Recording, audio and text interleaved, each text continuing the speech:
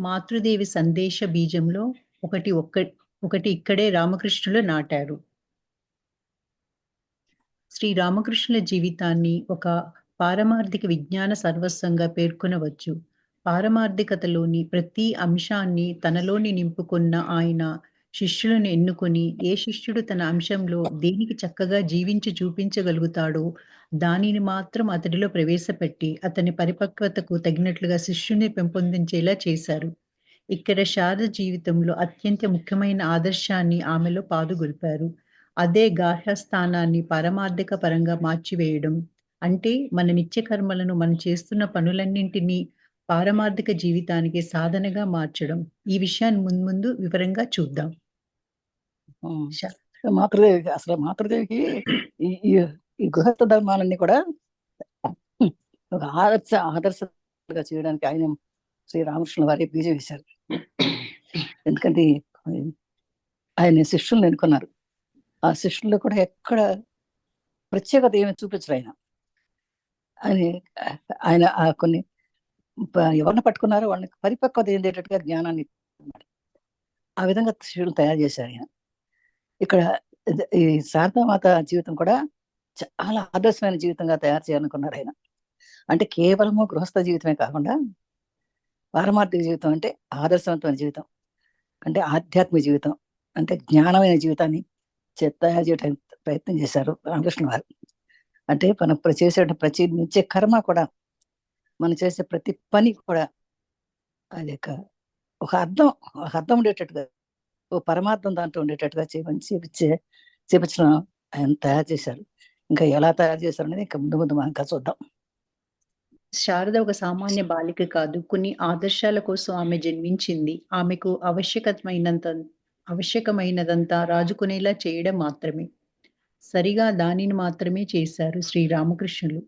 ఒకటి, ఆనందం నీలోనే నెలకొని ఉంది. దానికోసం బాహ్యంగా వెతకవద్దు. 2, ఒక బిడ్డకు మాత్రం కాదు, వేలాది బిడ్డలకు తల్లి కావలసిన దానవు.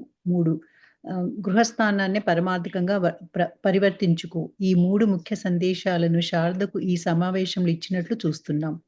వర్షపు చినుకు కోసమే వేచి ఉన్న ఆలిచిప్ప ఒక వర్షపు బిందువు పడగానే మూసుకొని సముద్రం అడుగుకు వెళ్ళి ఆ బిందువును ముత్యంగా మార్చే ప్రయత్నంలో లీనమవుతుంది. అదేవిధంగా శారద కూడా శ్రీరామకృష్ణుల నుండి ప్రస్తుతానికి పొందవలసింది పొందిన తరువాత తనలో మునిగిపోయింది. శారద ఏం చెప్పారంటే, ఒక శారద మామూలుగా మనలాగా సామాన్య మనిషి కాదు అమ్మాయి. చాలా ఆదర్శమైనటువంటి, ఎంతో గొప్పతనాన్ని జీవిత ఆదర్శాన్ని తీసుకురావడానికి పుట్టినటువంటి బాలిక అమ్మాయి. అందుకని కొన్ని ఆదర్శాలు, ఆమెలో ఉన్న ఆదర్శాలు బయటకు తీయాలంటే రామకృష్ణ వారికి కుదిరింది. ఆమెలో ఉన్నటువంటి ఆ లోపల ఉన్నటువంటి నొప్పును పైకి రాజేస్తున్నారు రామకృష్ణ వారు అనమాట. ఆ అగ్ని లోపల ఉన్నటువంటి దాహాగ్ని, జ్ఞానాగ్ని, ఆయనకి ఆమెలో ఉన్నటువంటి జ్ఞానాగ్ని బయటికి తీసుకొస్తున్నారు రామకృష్ణ వారు. దానికోసం 3 పద్ధతులు చెప్తున్నారు. ఒకటేమో ఆనందంలో నువ్వు ఎప్పుడూ ఆనందంలో ఉండాలి. ఆనందం ఎక్కడో లేదు, ఆనందం నీలోనే ఉంది. దానికోసం నీ ఆనందం కోసం నువ్వు బయట ఎక్కడ, నీ ఆనందం నీలోనే ఉంది, నీలోనే ఎప్పుడు నీలో నువ్వు ఆనందాన్ని పొందు అని చెప్పారు. రెండైతే ఒక బిడ్డకు మాత్రమే కాదు, నువ్వు తల్లి కావాలంటే ఒక బిడ్డ, 2 బిడ్డలు, 3 బిడ్డలు పుడతారు. కానీ నువ్వు అట్లా కాదు, వేలాది బిడ్డలకు నువ్వు తల్లి అవ్వాలి. బిడ్డలు తల్లి అంటే మాతృత్వం అనేది చాలా విశాలంగా ఉంటుంది. ఆ మాతృత్వం 2 పిల్లలకి, 3 పిల్లలకి, 4 పిల్లలకి మనలాగా కాదు. అది విశాలమైనటువంటి మాతృత్వం కలగాలి. నీకంటే విశ్వానికే నువ్వు తల్లి అవుతావు. అలాగే గార్హిస్తాన్ని పరమాత్మగా పరివర్తించింది. అంటే ఈ గృహస్థ జీవితాన్ని ముఖ్యం అనుకోబాక. అందుకని చాలా పారమార్థిక నువ్వు నేర్చుకోవాల్సిన జ్ఞానవంతమైన ఇంకా చాలా ఉంది అని ఈ 3 ముఖ్యమైన విషయాలని సాధకి చెప్పారన్నమాట రామకృష్ణ గారు. ఈ విధంగా అంటే దానికి ఎగ్జాంపుల్ కూడా చెప్తున్నారు. ఏ విధంగా అయితే వర్ష చుక్క మనకు ఆల్చిప్పలో పడితే ఆల్చిప్ప ఓపెన్ అవుతుందట, వర్షపు చుక్క పడగానే మూసుకుపోతుందట. ఆ మూసుకొని పోయి లాక్ వేసేసుకుని అదే లోపలికి, సముద్రం లోపలికి వెళ్ళిపోతుందట. లోపలికి వెళ్ళిపోయి దాన్నే ఆదర్శంగా తీసుకుని ఆ వర్షపు చుక్కలు ఎంతో జాగ్రత్తగా ఆదర్శవంతంగా నన్ను చూసుకుంటా ఉంటే అది వర్షపు చుక్క ముత్యం చెప్పు అయిపోతారు. అందుకని ముత్యాలు వేరుగా ఎక్కడి నుంచి రావు. ముత్యం అవ్వాలంటే ఆల్చిప్పలో వర్షపు బిందువు అయితే చాలు, ఆల్చిప్ప చేసేసుకుంటుంది. మరి ఎంత గొప్ప కృషి అండి ఇది. ఊరికే మామూలుగా అందరూ చేయలేరు కదా. అలాంటి ఇది ఆల్చిప్పగే ఉందని చెప్పి చెప్తున్నాను అనమాట. అయితే చాలా ఆమెకు అట్లాంటి విషయాలన్నీ కూడా, చాలా ఆదర్శమైన విషయాలన్నీ కూడా ఆమెకి చెప్పి ఆమెని ఆదర్శవంతురాలుగా చేసింది రామకృష్ణ వారే. ఆమెకు అన్నింటినీ వినవలసిన అగత్యం లేదు. జీవిత వికాసానికి ఆవశ్యకమైన వాటిని మాత్రమే శారదకి ఇవ్వడంలో శ్రీరామకృష్ణులు శ్రద్ధ వహించారు.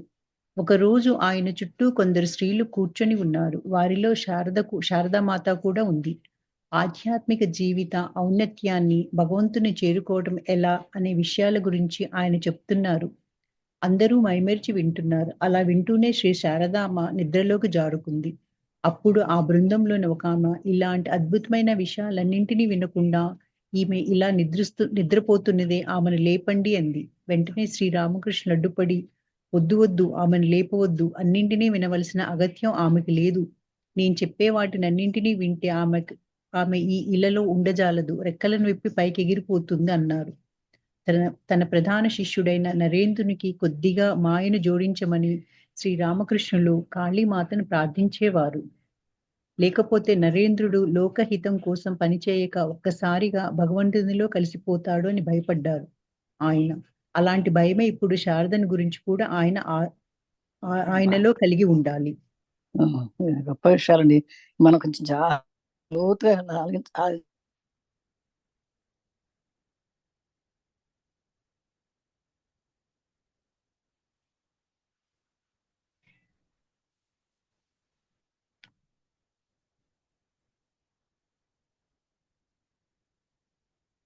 ఆమె చెప్తా ఉన్నారు. చెప్తుంటే అందరూ మైమేసి వింటున్నారు. అలా వింటుంటే శాత కూడా ఉందట, అక్కడ నిద్రపోయినారు. అప్పుడు ఒక ఆవిడ అందట, అయ్యో ఏంటి అంత అద్భుతమైన విషయాలు చెప్తుంటే ఏమి నిద్రపోతుంది ఏంటి, లేపండి లేపండి అని అందట. రామకృష్ణ అన్నారట, వద్దుమా లేపొద్దు, ఆమె లేపొద్దు. ఎందుకంటే ఆమెకి అన్ని వినవలసిన అవసరం లేదు. ఆమె విన్నవాటిని ఏదో చెప్తే 4 వింటే చాలా ఆవిడ. ఆయన వినక్కర్లేదు ఆమె. ఒకవేళ పూర్తిగా అనుకోండి, అవి మనకి ఉండదు, ఇక్కడ మనకు దక్కదు. అందుకని వద్దు, ఆమె లేపొద్దు, ఆమె అన్ని నేర్చుకుంటే ఇంకా ఇక్కడ ఉండదు, ఎలా ఉండదు అంటే ఇక్కడ ఉండదు, రెక్కల మీద పైకి వెళ్ళిపోతుంది వాటిగా.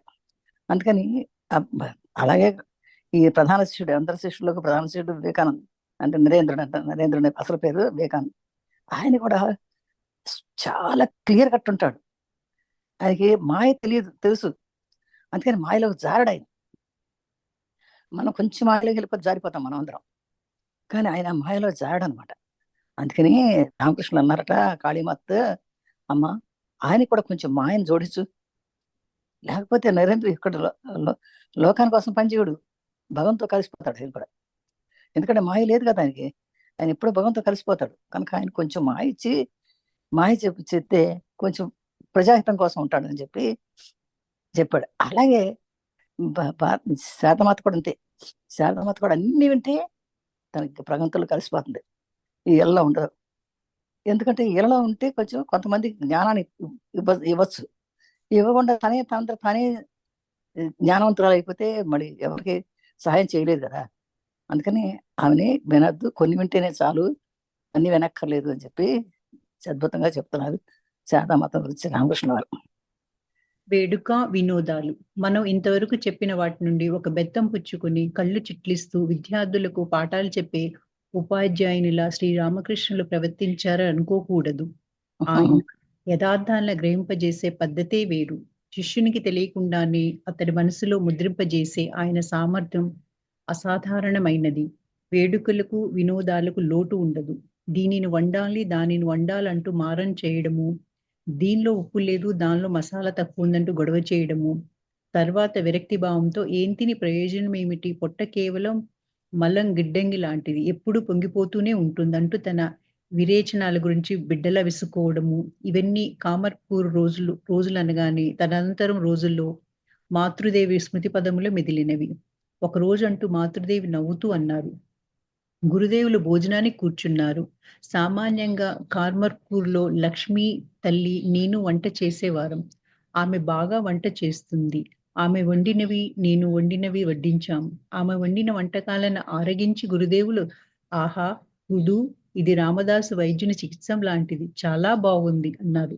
తర్వాత నేను వండినవి తిని, ఓహో ఇది శ్రీనాథ్ సేన్ చికిత్స లాంటి వంట, అరకొర అన్నారు. అందుకు హృదయం, నిజమే, కానీ మీరు అరకొర అంటున్నారే, ఆ అరకొర వైద్యుడే మీకు సదా సేవలు చేయడానికి సిద్ధంగా ఉండే వ్యక్తి. శరీరం ఉత్తమని చెప్పినా కూడా తటపడాయించక వెంటనే చేసే వ్యక్తి. రామదాసు వైద్యుణ్ణి అంత సులభంగా మీరు సమీపించగలరా? ఖర్చు ఎంతవుతుందో తెలుసా? మీకు అవసరమైనప్పుడు ఆయన రావడం కూడా కుదరని పని. అంత మాత్రమే కాదు, సామాన్యంగా జనం అరకొర వైద్యుల్నే ఆశ్రయిస్తారు. ఎందుకంటే, వాళ్ళు మాత్రమే జనం చెప్పినట్లు నడుచుకుంటారు కనుక అన్నాడు. గురుదేవులు కూడా దానిని ఆమోదిస్తూ, నిజం, ముమ్మాటికి నిజం. ఆమె సదా తయారీగా ఉంటుంది అన్నారు. ఉమ్, అదనమాట. అయితే కొన్నిసార్లు అంత సీరియస్ గా ఉంటారు. ఆయన కూడా కొన్ని వేడుక వినోదాలు కూడా చేస్తుంటారు అనమాట. అందరినీ నవ్వించడం చేయడం కూడా చేస్తుండేవారు.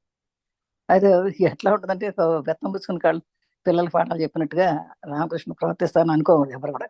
అంటే వెరీ స్ట్రిక్ట్ గా ఉండి పిల్లల్ని అటు ఇటు కథలు బాగండి, మీరు చెప్పింది వినండి అని అట్లా స్ట్రిక్ట్ గా ఏమీ ఉండరు. కానీ ఆయన అసలు విషయం ఏంటో కలుక్కునే చెప్తారు. శిష్యుడికి మనస్తత్వం తెలుసుకుని అతని మనసులో ఏం ఏం చెప్ ఏది చెప్తే అది హత్తుకుంటుందో అని చెప్పేసి చెప్తా ఉండేవారు అనమాట. వేడుకలు వినోదాలు కూడా లోటు ఉండదు. అందరిది బాగుండేవారు. దీన్ని వండాలి దాన్ని వండాలి ఇక్కడ అని అంటూ మారం చేయడము, దీనిలో ఉప్పు లేదు అందులో కారం లేదు అనుకుంటూ గొడవ చేయడం అట్లాంటివి కూడా ఉండవు. ఏం తింటే ఏమైనా పర్వాలేదు, ఏం తింటే ప్రయోజనం అంటే అని పొట్ట కేవలం ఏదో చేస్తాం, ఏదో తింటాం వదలటం అంతే కదా అండి. కేవలం మలం గడ్డంగి అంటే పొట్ట తింటాము వదులుతాం కదా. అట్లా ఎప్పుడు పొంగిపోతూనే ఉంటుంది అంటూ తన విరేచనాల గురించి కూడా బిడ్డల విసుకోవడము ఇవన్నీ కామర్పూర్ రోజుల్లోనే ఉంది. తర్వాత అతని మాతృదేవ స్మృతిలో వెళ్ళినట్టు ఒక రోజు ఏం చేశారంటే, ఒక రోజు అంటూ మాతృదేవి నవ్వుతూ అన్నారు. ఒక రోజు ఏం జరిగిందంటే అంటూ చెప్తున్నారు అనమాట. ఒక రోజు గురుదేవుల భోజనానికి కూర్చున్నారు. సామాన్యంగా కామార్పూర్లో లక్ష్మి తల్లి నేను వంట చేసేవాళ్ళం. అయితే ఆమె బాగా వంట చేసేది. ఆమె వండినవి నేనుండివి అన్నీ వడ్డించేసాం. ఆమె వండిన వంటకాల్లో ఆరగించి గురుదేవులు అన్నట్టు ఆహా హృదు అంటే హృదయ అనే ఒకతను ఉన్నాడు అక్కడ, మర్చిపోయాం మనం. హృదయ అన్నాడు. ఇది రామదాస్ వచ్చిన చికిత్స లాంటిది అన్నాడట. చాలా బాగుంది కదా అన్నాడు. తర్వాత నేను వండింది అంటే ఆమె శారదామాత వండింది కూడా తిన్నారు. ఓహో ఇది శ్రీనాథ్ చికిత్స లాంటిగా ఉంది అన్నట్టు. అందుకు హృదయ అన్నట్ట ఓ నిజమే, కానీ మీరు ఇంకో అరకొరగా ఉన్నారే. అరకొర అంటే కొంచెం కొంచెం అన్నారు, అది నిజం అది అని చెప్తున్నాను అనమాట.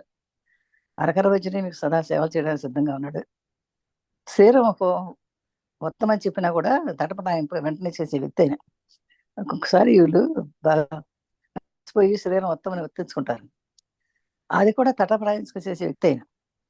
రామదాసు ఈ వైద్యుని సులభంగా మీరు సమీపించగలరా అన్నాడు.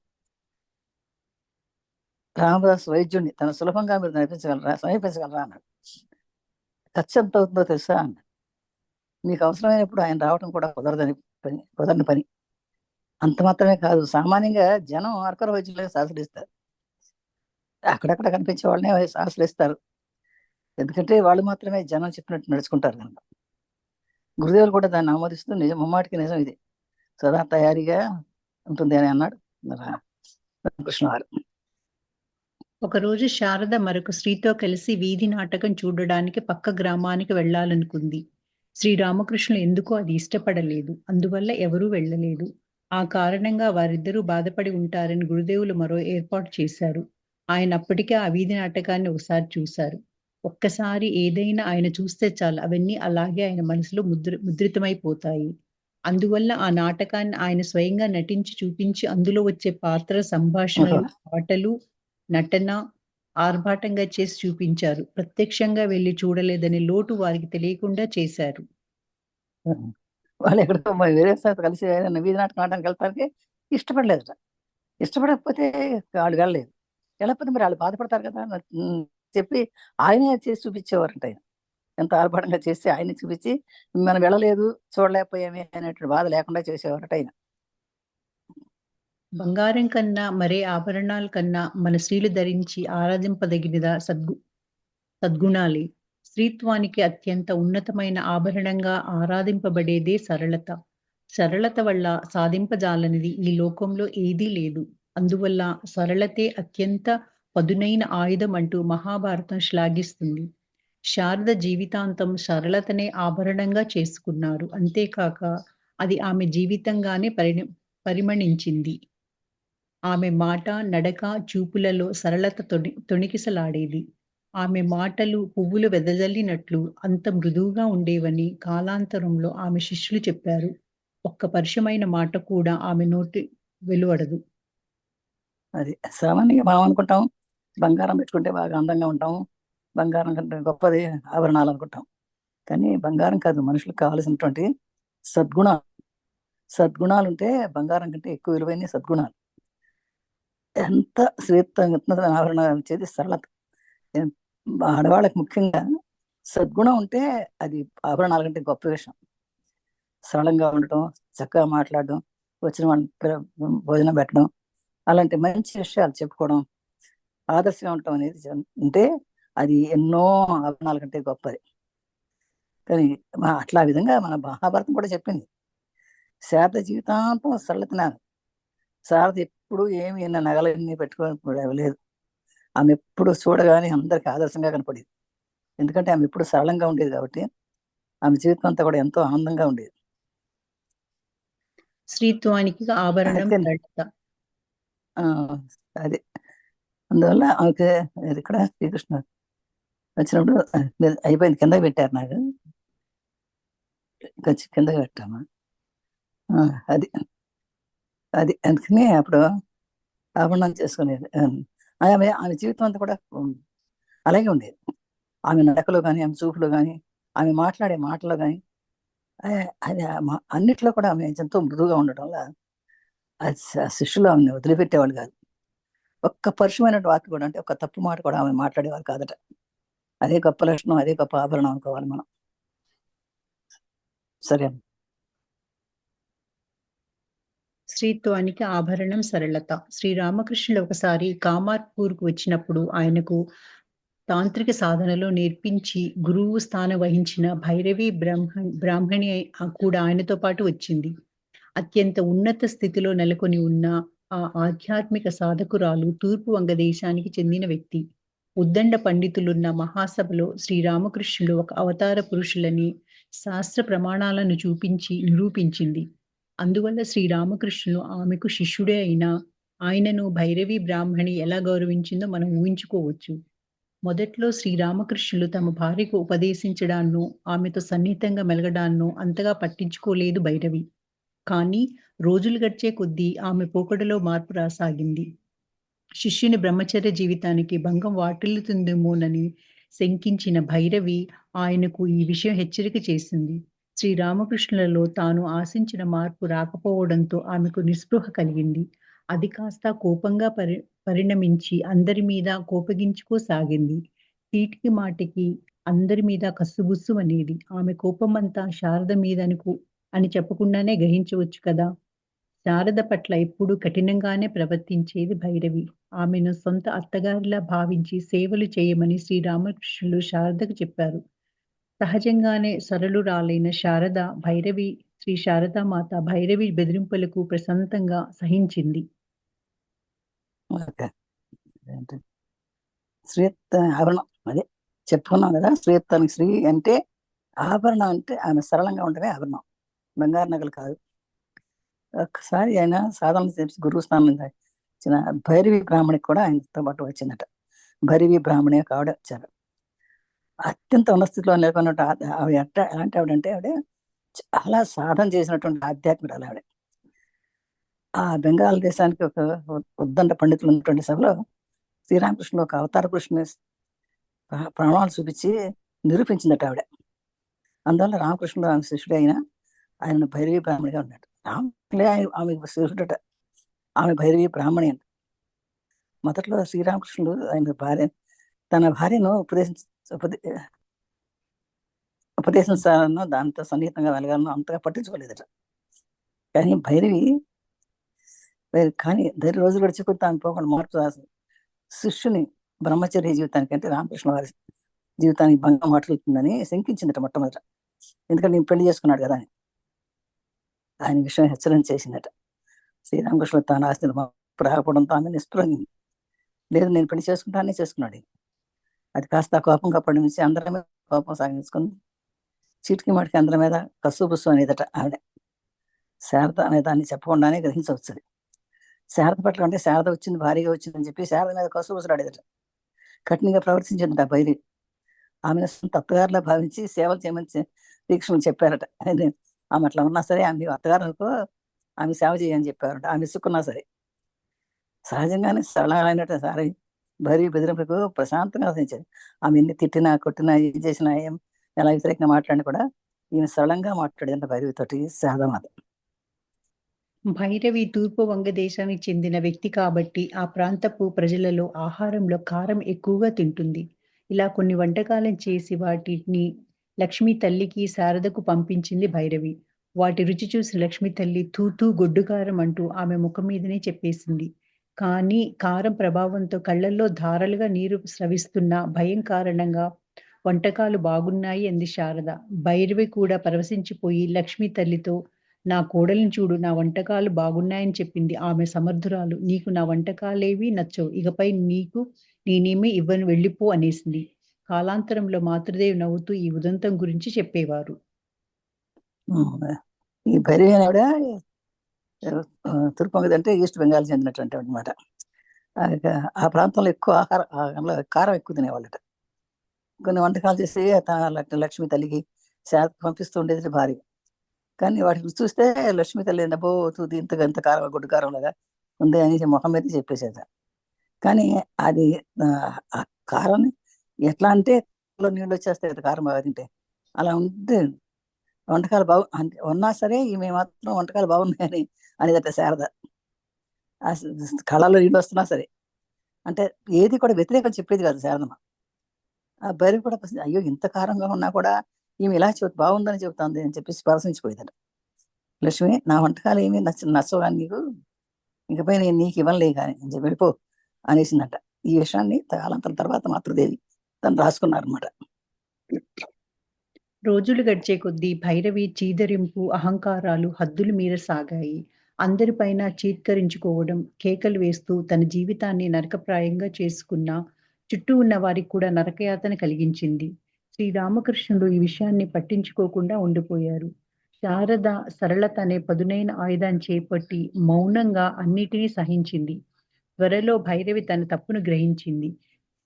శ్రీ శారదా రామకృష్ణులు ప్రతి నిప్పు లాంటి వారని, సన్నిహితులైతే వారి జీవితం నాశనం అవుతుందని భైరవి భావించింది. కానీ వారిద్దరూ అగ్నిగోళాలు. ఒకరినొకరు సమీపిస్తే ఇంకా ప్రజ్వలంగా ప్రకాశిస్తారు గాని నశించరని అర్థం చేసుకుంది. తన తప్పిదాన్ని గ్రహించి అందరికీ క్షమాపణలర్పించి కాన్పూర్ నుండి సెలవు తీసుకొని కాశీకి వెళ్లి తన అంతిమ కాలాన్ని తీవ్రమైన సాధనలో గడిపింది. చూడండి, ఈ భైరవి ఆవిడ చాలా రోజుల తర్వాత చాలా విమర్శించింది శారదామాతని. ఎందుకంటే విమర్శించింది ఈమె భారీగా ఉండొద్దని. ఈమె భారీగా శారదామాత భారీగా ఉంటే రామకృష్ణ వారికి ఏమన్నా ఇబ్బంది కలుగుతుందేమో అని చెప్పేసి ఆమెని వెళ్ళిపోవాలని చేదరించుకోవడం, కేకలేయడం, జీవితాన్ని నరకప్రాయంగా చేస్తూ ఉండేది అనమాట ఆమె. కానీ ఈమె మాత్రం ఏ మాత్రం సంశయం లేకుండా ఆమె ఏం చెప్పినా చేసేది అనమాట.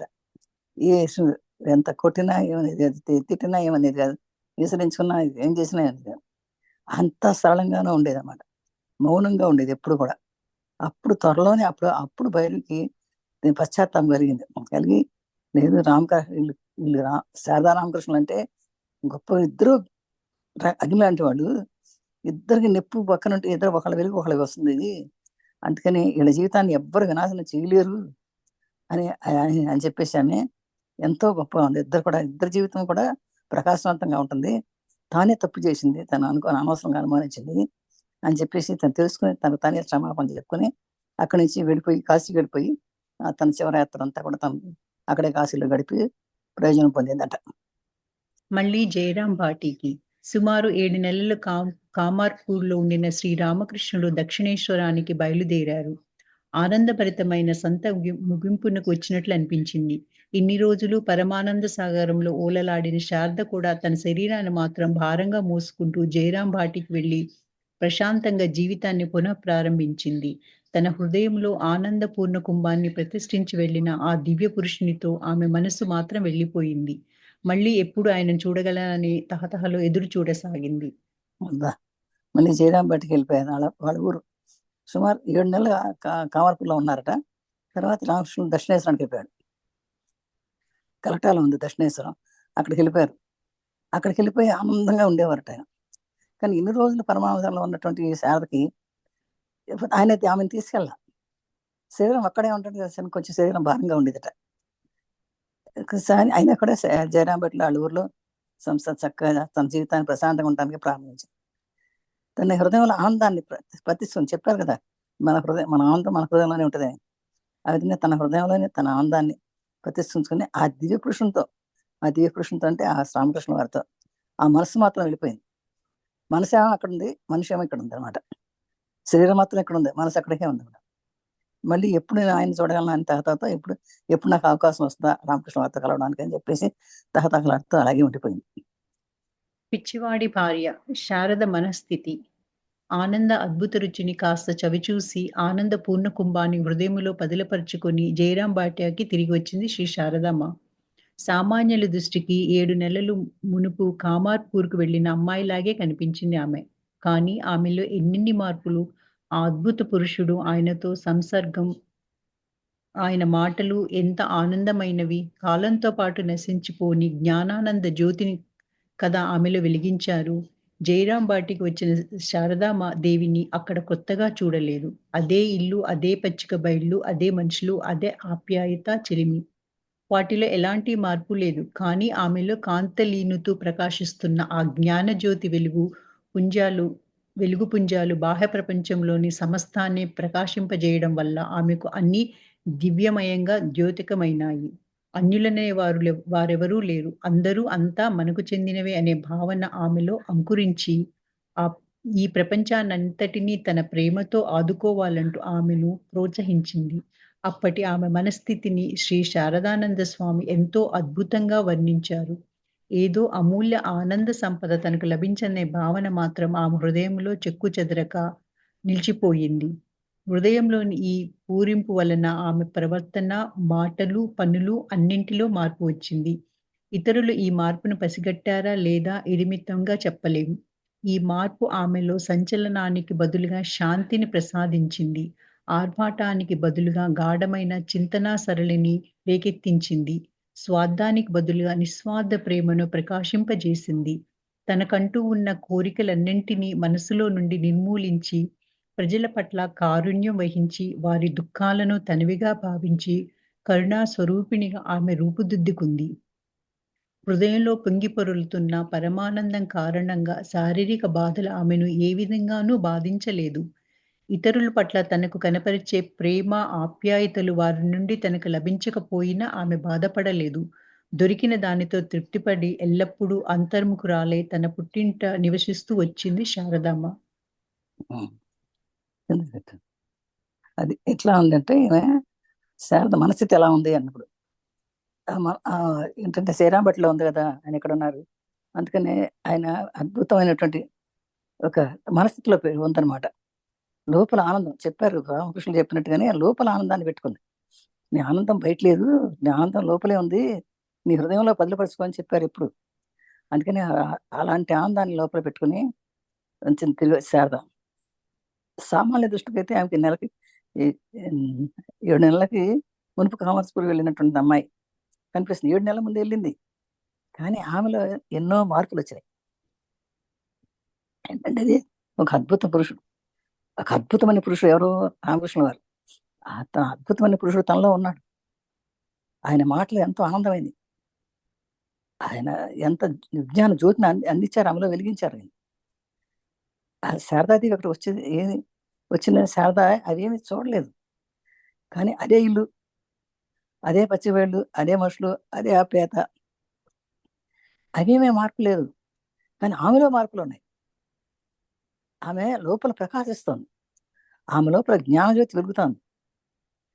బాహ్యంలో ఉన్న సామాన్యమే, కానీ ఆ లోపల మాత్రం ఎంతో అద్భుతమైనటువంటి కాంతి వెలుగుతుంది. ఎవరు లేరు, అందరూ అంతే. తనకు చెందిన వాళ్ళే అందరూ. అందరూ వేరే వాళ్ళు ఎవరు లేరు, అందరూ తనకు చెందినవాళ్ళే అనే భావన ఆమెలో ఉంది. ఈ ప్రపంచాన్నంతటికీ తన ప్రేమతో ఆదుకోవాలనుకున్నట. ప్రపంచాన్నంతటినీ ప్రేమతో చూడాలి. నన్ను నేను ప్రేమించుకోవడమే కాకుండా ఈ ప్రపంచాన్నంతటినీ ప్రేమతో ఆదుకోవాలి.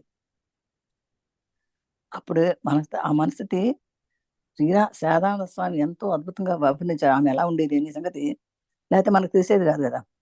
శారదానంద వారు చెప్పారన్నమాట ఆమె ఎలా ఉండేది.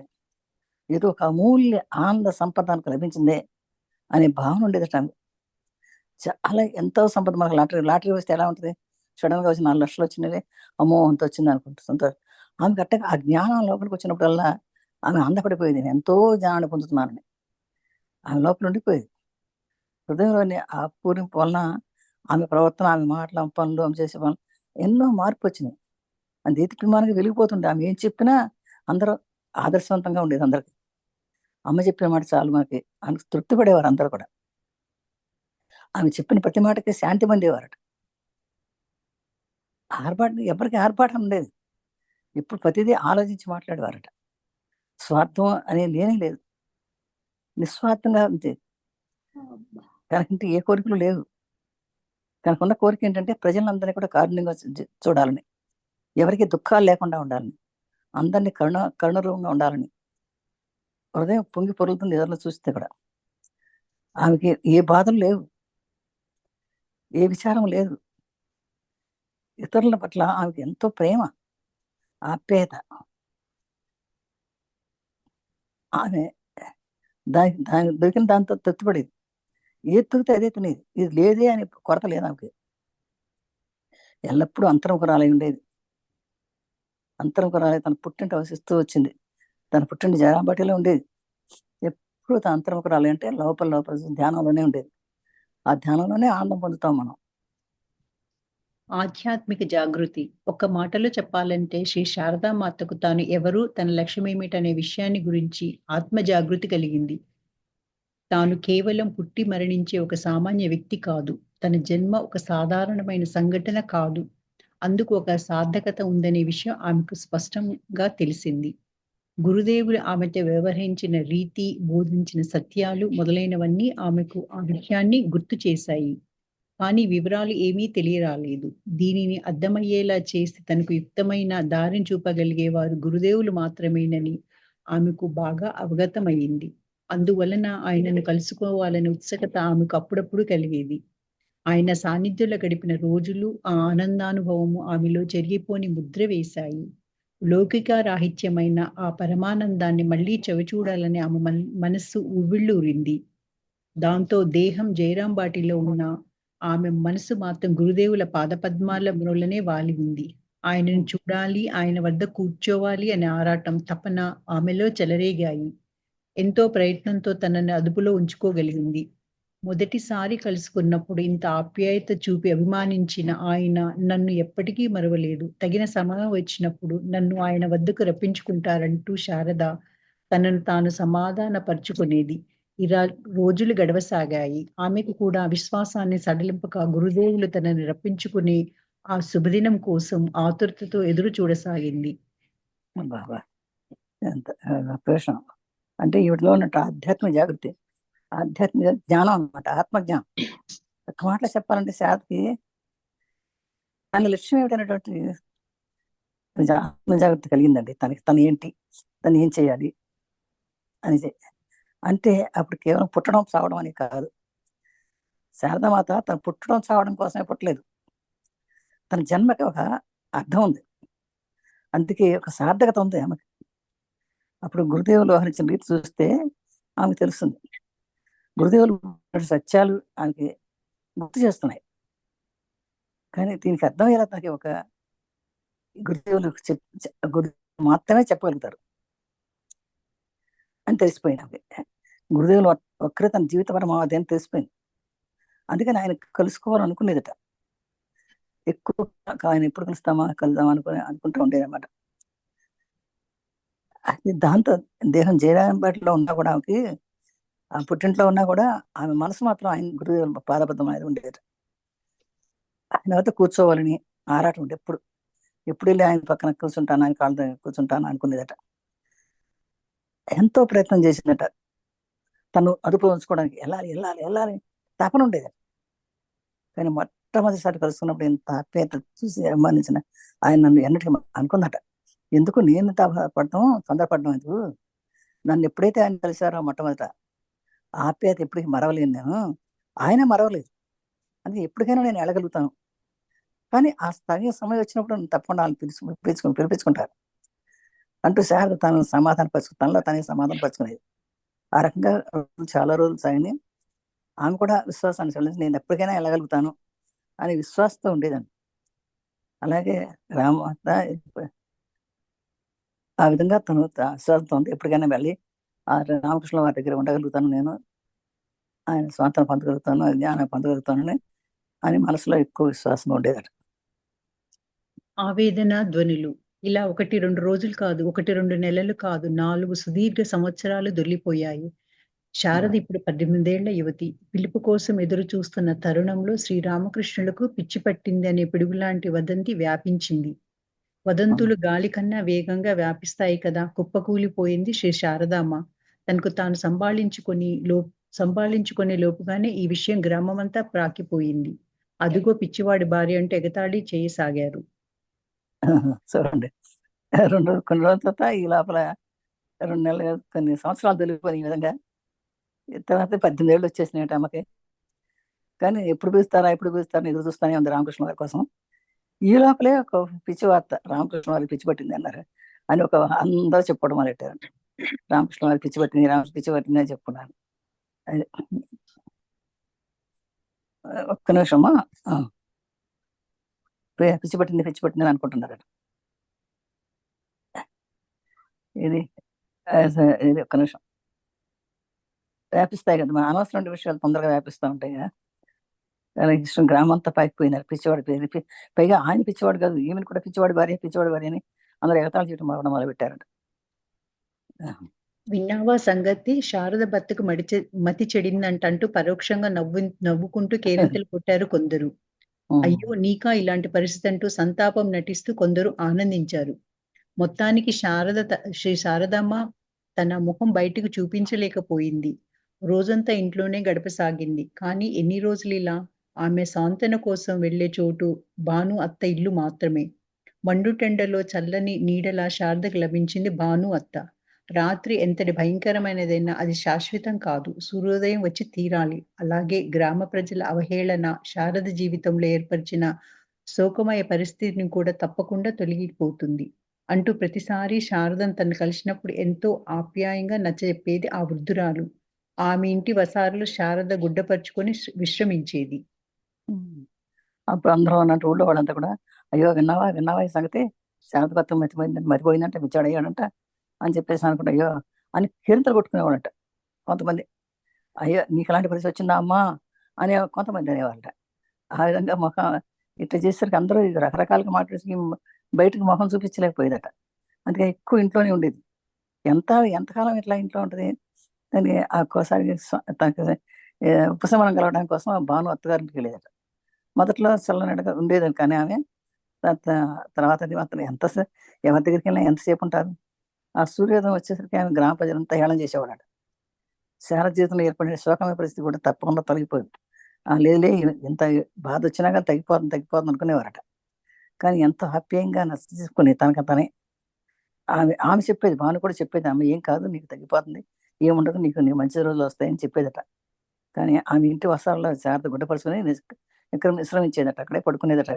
వీళ్ళందరూ మాట్లాడుతున్నా కూడా ఈమె లోపలే బాధపడుతూ లోపలే ఉండిపోయేది అనమాట, అక్కడే ఉండిపోయేది. భాను అత్త ఒక అసాధారణ వ్యక్తి అనే చెప్పాలి. సరళ మనస్కురాలైన ఆమెకు శారదా రామకృష్ణులు పార్వతీ పరమేశ్వరులుగా కనపడ్డారు. గ్రామస్తుల అవహేళనతో విసిగిపోయిన శ్రీ శారదామాతకు సాంత్వన ఇవ్వడంతో పాటు తన అమ్మాయి స్థితిని చూసి బాధపడుతున్న శ్యామసుందర్ని కూడా అనునయించేది. ఇదిగో చూడండి, మీ అమ్మాయి సామాన్యురాలు కాదు. మీ అల్లుడు కూడా అంతే. పరమేశ్వరుని పిచ్చివాడని, శ్మశానంలో నివసించేవాడని పరిహసించింది లోకం. లేడీ లాంటి తన అమ్మాయిని ఆయనకిచ్చి వివాహం చేశానని అంటూ మీలాగే ఆక్రోశించింది ఉమాదేవి తల్లి. కానీ తర్వాత పరిస్థితి ఎలా మారిపోయింది? పిచ్చివాడిగా పరిహసింపబడిన వ్యక్తి నిజానికి లోకానికి అధినాయకుడు. ఉమా ప్రపంచానికే అధినాయక అని విన్న ఆమె తల్లి ఎంతగానో మురిసిపోయిందో మీ పరిస్థితి కూడా అలాగే కాబోతుంది చూడండి. ఇలా శ్యామసుందరితో మాత్రమే కాకుండా గ్రామస్తులతో కూడా చెప్పేది భానువత్త. కానీ పట్టించుకునే నాదుడెవడు? అదే అదే అట్లా ఇంకా ఈ భానుమత్త ఈ భానుమత్త ఆవిడ ఒక అసాధారణ వ్యక్తి అని చెప్పాలన్నమాట. అంటే మామూలు అందరిలో కాక ఈమె కూడా అందరిని విసిగించే మనిషి కాదు. ఆమె కాస్త జ్ఞానవంతురాలు, సరళ మనసుకురాలు అనమాట. ఆమెకు శారద చెప్పిందన్నమాట. వాళ్ళిద్దరికి శారదామాత రామకృష్ణులు చూస్తే పార్వతీ పరమేశ్వర లాగా ఉంచారట. ఈ గ్రామస్తులంతా కూడా అవహేళన పిచ్చాడు పిచ్చాడు పిచ్చాడు భార్య అంటే ఈమె కాదు, అలా కాదు అని చెప్పేసి శ్యామసుందరిని అనుసరించట. ఇదిగో చూడండి, మీ అమ్మాయి తల్లిదండ్రులకు చెప్పేదట, మీ తల్లిదండ్రులు మీ అమ్మాయి సామాన్యురాలు కాదు, మీ అల్లుడు కూడా అంతే. పరమేశ్వరుని పిచ్చివాడని శ్మశానంలో ఉంటాడని అందరూ అంటారు కదా. పిచ్చోడు బూడిద రాసుకుంటాడు, మెళ్ళ పాములు వేసుకుంటాడు, శ్మశానంలో ఉంటాడు, పిచ్చోడు అని అంటుంటారు అని లోకం అట్లా అంటది. కానీ లేడీ లాంటి తన అమ్మాయిని వివాహం చేశాని అంటూ మీలాగే ఆక్రోశించిన ఉమాదేవి కూడా, అయ్యో నా బంగారం తల్లి, నా పిల్లని నేను అనవసరం ఇచ్చానని చెప్పేసి ఉమాదేవి అంటే పార్వతి, ఆ పార్వతి తల్లి కూడా అలాగే అనుకునేదట. కానీ తర్వాత పరిస్థితి ఏమైపోయింది, పార్వతీ పరమేశ్వరులు అయ్యారు. పిచ్చివాడికి ప్రపంచం ఎత్తేసి దానికి లోకానికి అధినాయకుడు అయ్యాడు. ఉమా ప్రపంచానికి అధినాయక అయింది అంటే వాళ్ళే పార్వతీ పరమేశ్వరులు అంటే ప్రపంచానికి వాళ్ళే తల్లిదండ్రులు. అంటే మరి ఆమె తల్లి ఎంత ముసిపోయిందో అట్లా చెప్పేసరికి. కానీ మీ పరిస్థితి అంతేనమ్మా, ఏం కాదని చెప్పేదట. ఇలా శాంసనర్తో మాత్రమే కాకుండా గ్రామస్తులతో కూడా ఆమె చెప్పేది, ఈ భాను అని ఆవిడ అని. కానీ పట్టించుకునే కానీ ఆమె చెప్తుంటే మాత్రం పట్టించుకునే వాళ్ళు ఎవరో పెద్ద ముసలావిడే, ఇవి మాట వినేవాళ్ళు చాలా తక్కువ ఉంది ఆ రోజుల్లో. కానీ శారదమ్మ ఆమె ఇవన్నీ వినే స్థితిలో లేదు. ఈ వార్త నిజమై ఉంటుందా అనే ప్రశ్న ఆమెను వేధించింది. క్రితంసారి ఆయనను కలుసుకున్నప్పుడు జరిగిన సంఘటనలన్నీ ఒక్కసారిగా స్మృతి పదంలో మెదిలాయి. ఎంత తీయని జ్ఞాపకాలు, ఆయన మాటలు, వేడుకలు, వినోదాలు, ఆయన అనుగ్రహించిన ఆనందపూర్ణ కుంభము, వీటన్నిటికన్నా ముఖ్యంగా ఆయన కనబరిచిన ఆ పవిత్రమైన ప్రేమ, ఇవన్నీ అబద్ధమవుతాయా? చేతన స్వరూపుడైన భగవంతుని గురించి చింతించి చైతన్యమయంగా మారిన ఆయనకు మతి చెడుతుందా? అసాధ్యం, ముమ్మాటికి అసాధ్యమని ఆమె మనసు చెప్పింది. ఎలాగా ఆయనకు పిచ్చి అనడం కట్టు కదా. బహుశా ఆయన శరీరారోగ్యం దెబ్బతిని ఉంటే ఇక్కడ ఆయన సాన్నిధ్యంలో ఉండి వారికి పరిచర్యలు చేయడమే భారీగా నా కర్తవ్యం.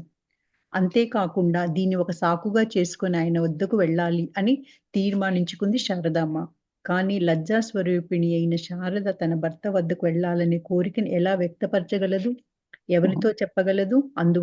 అందువల్ల తగిన తరుణం కోసం నిరీక్షించసాగింది.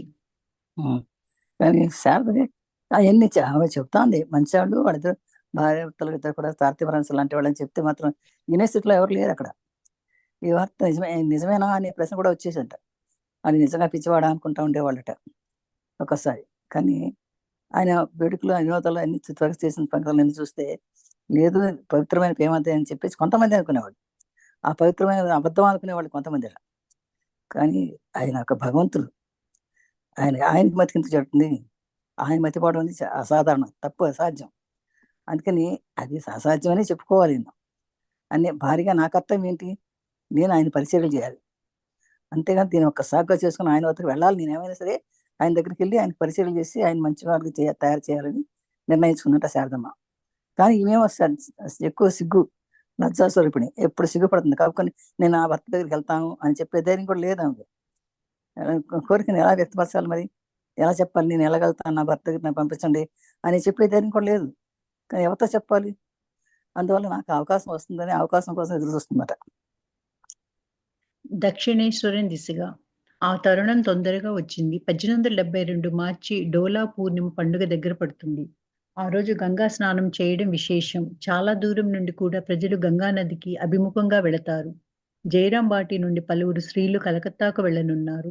ఈ సందర్భాన్ని పురస్కరించుకొని దక్షిణేశ్వరం వెళ్లాలని తీర్మానించింది శారద.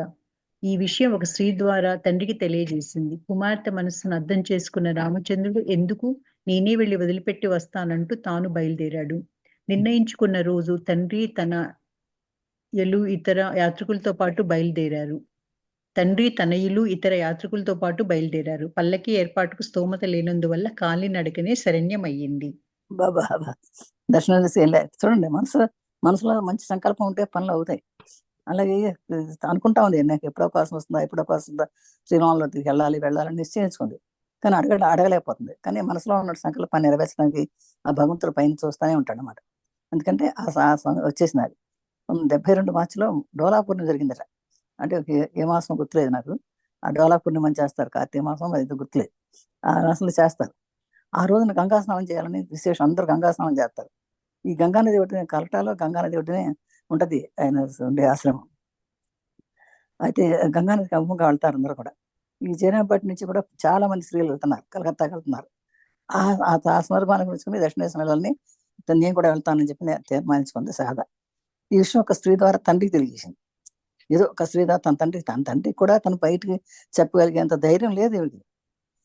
కుమార్తె మనసును అర్థం చేసుకున్న రామచంద్రుడు, అసలు ఎందుకు, నేనే వెళ్ళి తీసుకెళ్ళి పెట్టేస్తాను, వాళ్ళతో పాటు వెళ్తాను అంటే, వద్దొద్దు నేనే వెళ్ళి తీసుకెళ్ళి వదిలిపెట్టేస్తానులే అన్నాడు. అది పల్లకి ఏర్పాటు చేసిన స్వామి కూడా వాళ్ళకి లేదు, ఈ అమ్మాయిని ఇక్కడ తీసుకెళ్ళాలి. అందుకని కాలినడకనే వెళ్ళారటండి, ఏనాబట్టి నుంచి కూడా అక్కడ వరకు కూడా. దక్షిణేశ్వరం చేరుకోవడానికి ఇంకా 60 మైళ్ళు ప్రయాణం చేయాలి. ప్రారంభంలో ప్రయాణం ఆనందదాయకంగానే సాగింది. దారికి ఇరువైపులా పచ్చని పచ్చిక బయళ్ళు, వికసించిన తామరలతో నిండిన చెరువులు మొదలైనవన్నీ చూసి పరవశిస్తూ యాత్రికులు ముందుకు సాగుతున్నారు. అప్పుడప్పుడు చెట్ల కింద విశ్రాంతి తీసుకోసాగారు. 1, 2 రోజులు గడిచాయి. అలా ఇంత సుదూరపు నడక శారదకు అలవాటు లేనందువలన ఆమె ఎంతో అలసిపోయింది. నిస్సత్తువ ఆమెను ఆవహించింది. అయినా దక్షిణేశ్వరం వెళ్ళాలి, గురుదేవులను చూడాలనే తీవ్ర ఆకాంక్షతో ఉన్న ఆమె వీటిని గురించి తండ్రికి చెప్పలేదు. కానీ అది కేవలం అలసట కాదని పడినప్పుడు ఆమె పడిన ఆవేదన వర్ణాతీతం. అది మలేరియా జ్వరం. మలేరియా ఆమెకేమి కొత్త చుట్టం కాదు. సాధారణంగానే ఆమెకప్పుడప్పుడు మలేరియా జ్వరం వచ్చేది. కానీ ప్రస్తుత అలసట వల్ల, బలహీనత వల్ల ఆ జ్వరం ఆమెను బాగా పీడించసాగింది. జ్వర తీవ్రత ఎక్కువగా అయినప్పుడు ఆమె కుప్పకూలిపోయింది. ఒక్క అడుగు కూడా ముందుకు వేయలేకపోయింది. పరిస్థితిని గ్రహించిన రామచంద్రుడు ఒక సత్రంలోనే విడిది చేశాడు. గురుదేవులను లేకపోతానేమో అనే నిరాశ, వ్యాధి వల్ల కలిగే ఆవేదన కలగలిపి శారద మనస్థితి ఆగమ్య గోచరంగా తయారయ్యింది. కానీ కుప్పకూలిన ఆ స్థితిలో ఆమెకు కలిగిన దివ్య దృశ్యంతో ఆమెలో నూతనోత్సాహం పరవళ్ళు తొక్కింది. అబ్బా! ఆ! కొంచెం కనక పెట్టమ్మా. దక్షిణేశ్వరం చేరుకోవడానికి మాత్రం మొట్ట మీద మొదలుపెట్టింది. ఇంకా 60 మైళ్ళు ఉందట దక్షిణేశ్వరం వెళ్ళాలంటే. జయరాంపేట నుంచి 60 మైళ్ళు. బా అంటే ప్రయాణం మొట్టమొదటి బాగానే ఉంది, కానీ పక్కన అంతా పచ్చిక బయళ్ళు, నడిచి వెళ్ళడం కదా, అన్ని చూసుకుంటా ప్రవశిస్తూ యాత్రికులు అందరూ వెళ్తున్నారు. వాళ్ళతో పాటు నేను కూడా మధ్య మధ్యలో విశ్రాంతి తీసుకుంటా వెళ్తా ఉంది. కానీ అంత నడక ఆమెకు అంత అలవాటు లేదు. అలసిపోయింది, చాలా అలసిపోయింది, నిస్సత్తువ వచ్చింది. అయినా దక్షిణేశ్వరం వెళ్ళాలనేటువంటి ఆశ మాత్రం పోలేదు. గురుదేవులను చూడాలని ఆకాంక్షతో ఆమె ఎన్నింటినీ లెక్క చెప్పలేదు. తండ్రికి కూడా నేను బాధపడుతున్నాను, నాకు నీరసంగా ఉంది, నాకు ఆగుదాము అని కూడా ఏం చెప్పట్లేదు, ఎప్పుడు వెళ్దామని ఉంది. అది కేవలం అలసట కాదు, అది ఆమె పడిన ఆవేదన. ఆమె మలేరియా జ్వరం వచ్చింది. అంటే మలేరియా జ్వరం ఆ రోజుల్లో వాళ్ళకి ఏం కొత్త ఏం కాదు, వస్తూ ఉంటుంది పోతూ ఉంటుంది. కానీ అప్పుడు మలేరియా జ్వరం వచ్చి, కానీ అది ప్రస్తుతం అలసట వల్ల వచ్చిందని ఆమె బాగా, అయినా కూడా అలసిపోవడం కూడా జరిగింది కనుక బాగా మలేరియా జ్వరం అయితే చాలా నీరసం వచ్చేస్తుంది మనకి. ఆ పీల్చి పీల్చి పిప్పి చేస్తుంది శరీరాన్ని. ఆమె కుప్పకూలిపోయింది, ఒక్కడికి కూడా ముందుకు వెళ్ళలేకపోయింది. పరిస్థితి గురించి రామచంద్రప్పుడు ఒక సత్రంలో పెట్టాడట. అబ్బో నువ్వు నడవలేకపోతున్నావు అమ్మా, నీకు చాలా నీరసంగా ఉంది, నీకు మలేరియా జ్వరం వచ్చింది కదా, కానీ సత్రంలో కొంచెం విడిచేద్దాం, 1, 2 రోజులు అని అన్నాడు. కానీ గురుదేవుని చూడలేకపోతానేమో ఓ నిరాశ. ఈ లోపల నేను ఏమైపోతాను, వ్యాధి ఒక పక్కన, చూడలేకపోతున్నానని ఒక పక్కన మనసులో చాలా ఆందోళన వచ్చింది వాడు. కానీ కుప్పగల స్థితిలోకి ఒక దివ్య దృశ్యం వచ్చిందంటండి. ఆ లోపల ఆమె మనసులోనే ఒక దివ్య దృశ్యం కనపడిందట. ఆ దృశ్యం చూసి మళ్ళీ చాలా ఉత్సాహపడిపోయిందట అమ్మ. నేను నీ సోదరిని. జ్వర తీవ్రతతో అలసిపోయి పడుకొని ఉంది శారదమ్మ. అప్పుడు నల్లటి ఆకృతి గల ఒక స్త్రీ అక్కడికి వచ్చింది. శారదామ్మ రెప్పవాల్చకుండా ఆమెను చూడసాగింది. ఇంతటి నలుపు రంగును ఆమె ఇంతవరకు చూసింది లేదు. ఆ నలుపులో కూడా ఇంత అందం ఇమిడి ఉంటుందని ఆమె అనుకోలేదు. ఆమె అంత అందంగా ఉంది. ఎత్తున్న శారదామ్మ తలవై కూర్చుంది. తన కోమల హస్తాలతో శారదామ్మ తలను, దేహాన్ని నిమిరింది. అంతే, శారదామాత అనుభవిస్తున్న అలసట, బాధ తొలగిపోయాయి. ఈమె చేతులకు ఎంతటి అద్భుత శక్తి అనుకుని ఆశ్చర్యపోయింది శారదమ్మ. అవును, ఎక్కడి నుంచి వస్తున్నావమ్మా అని అడిగింది. దక్షిణేశ్వరం నుంచి అని జవాబు ఇచ్చింది. ఆ జవాబు విని శారద ఆశ్చర్యపోయింది. ఎవరో ఒక ఆవిడ, నేను నీ సోదరిని అంటే వచ్చిందండి. మరి ఎవరో జ్వర తీవ్రత ఉన్నప్పుడు ఆమె చాలా మలేరియా వచ్చింది, జాల తీవ్రత ఉన్నప్పుడు అది ఒక నల్లటి ఆకృతి వచ్చిందట, ఒక స్త్రీ రూపంలో నల్లటి ఆకృతి వచ్చింది. అప్పుడు ఆ శారదామాత రెప్పవాల్చుకుని ఆమె చూస్తూనే ఉందట. ఇంత నల్లపు రంగు ఉన్నటువంటి ఎప్పుడు ఇంతవరకు ఎప్పుడు చూడలేదు. ఆ నలుపు రంగు కూడా చాలా అందంగా ఉందట. అయితే వచ్చిన స్త్రీ ఎవరిదైనా తన తల వైపు స్త్రీ శారదామాత తల వైపుకి వచ్చిందట. తన కోమల హస్తాలతో శారదం తలాన్ని దేహాన్ని నిమిరింది. అంతే, ఆమె ఎప్పుడైతే నిమిరిందో శారద అలసట, ఆ టైర్డ్నెస్ అంతా పోయిందట, నీరసం అంతా పోయిందట. ఈమె చేతులకు ఎంత దుశక్తి ఉందబ్బా అనుకుని ఆశ్చర్యపోయింది శారద. అవును, నువ్వు ఎక్కడి నుంచి వస్తున్నావమ్మా అని అడిగిందట. అడిగితే ఆమె చెప్పిందట, దక్షిణేశ్వరం నుంచి వస్తున్నావు అని చెప్పిందట. ఆ జవాబు చాలా ఆశ్చర్యపోయిందట. ఏమిటి దక్షిణేశ్వరం నుంచా? నేను కూడా అక్కడికి వెళ్ళాలి, ఆయనను చూడాలి, ఆయనకు పరిచర్యలు చేయాలనుకున్నాను. ఇంతలో ఈ దిక్కుమాలిన జ్వరం వాతపడ్డాను. నేను అనుకున్నదంతా తారుమారైపోతుందేమో. కలత చెందకు, నువ్వు తేరుకొని త్వరలో దక్షిణేశ్వరం వెళ్తావు. నీ కోసమా ఆయనను నేను అక్కడ ఉంచాను అంది. ఆహా! అలాగా? అలా అయితే నువ్వు మాకు ఎలాంటి బంధువువి? నీ సోదరిని. ఓహో! అందుకే నువ్వు వచ్చావంటూ శారదమ్మ కళ్ళు మూతలు పడ్డాయి. అలాగే నిద్రలోకి జారిపోయింది. అబ్బా! ఆమె వచ్చింది ఎక్కడి నుంచి? దక్షిణేశ్వరం నుంచి వచ్చాను అన్నాడు. దక్షిణేశ్వరం అనే మాట వినపడగానే ఉలిక్కి పడిపోయింది ఆవిడ. సార్ దక్షిణ నుంచా? అయ్యో, నేను అక్కడికి వెళ్ళాలనుకుంటున్నానే, నేను ఆయన పరిశీలన చేయాలి అని అదట. ఇంతలో నాకు ఈ దిక్కుమాలి జ్వరం ఒకటి పడింది. అందుకే నా పరిస్థితులన్నీ కూడా తారుమారైపోయినాయి అంటే ఆమె చెప్పిందట, అయ్యో ఎందుకు కలత చెందకు, ఏం పర్లేదు, నువ్వు తేరుకుని తొందరగానే దక్షిణేశ్వరం వెళ్తావు, నీకోసం ఆయన అక్కడే ఉంచాను నేను అన్నట. అలాగా? అయితే నువ్వు మాకు ఎలాంటి బంధువు ఏంటైతే ఇది చెప్పడానికి వచ్చావంటే, నీ సోదరునేమ్మా నేను అందట. అవునా, అందుకని వచ్చావా అంటాను. శారదం కళ్ళు మూతలు పడ్డాయి. అలాగే నిద్రలోకి జారిపోయిందట అమ్మ. ఉదయం నిద్రలేచి చూసేసరికి జ్వరం బాగా తగ్గింది. నిన్నటి రోజు చూసిన దృశ్యం ఆమెలో నూతనోత్సాహం కలిగించింది. అందువల్ల ఉల్లాసంగా ప్రయాణం ప్రారంభించింది. అదృష్టవశాత్తు దారిలో ఒక పల్లకీ కూడా లభించింది. మరోసారి కూడా ఆమెకు జ్వరం వచ్చింది. కానీ అది అంత తీవ్రంగా లేదు. అందువల్ల ఈసారి జ్వరం గురించి తండ్రికి చెప్పలేదు. మళ్ళీ సరే సంతోషంగా ఉంది, వెళ్దాం అనుకుంది, ప్రయాణం సాగిద్దాం అనుకున్న లోపల మళ్ళీ ఇంకో ఇదేంటి పల్లకి కూడా వచ్చిందట. ఈసారి వెళ్దాం అనుకుంటాం, మంచి ఉత్సాహం వచ్చింది. సరే కలిసి వెళ్దాం ఇంకా ఈసారి అని చెప్పేసి ఎంతో ఉత్సాహంగా వెళ్ళడానికి సంతోషపడిపోయింది అనమాట. ఓకేనా? ఇంకా స్టాప్ చేద్దామా? మళ్ళీ ఇంకో పేరా వస్తుంది. ఓకే ఓకే, మా సార్ స్టాప్ చేసేద్దాం.